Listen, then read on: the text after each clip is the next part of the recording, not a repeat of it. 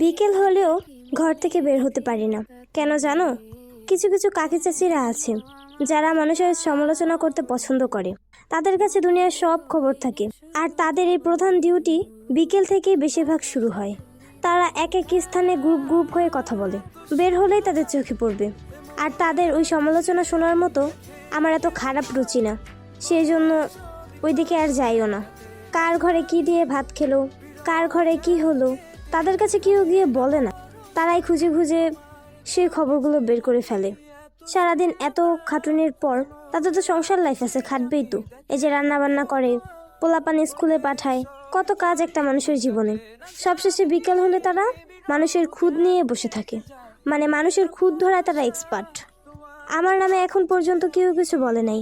আমার নামে যে বলবে কিছু সেরকম কিছু নাইও, কিন্তু তারা ভালো মানুষের নামেও খুদ বের করে। আর কোনো পুরুষের সম্পর্কে কিন্তু বলে না। সে একজন নারী, আরেকজন নারীর সম্পর্কেই বলে। নিজের খেয়ে নিজের পরে অন্যের সমালোচনা করে।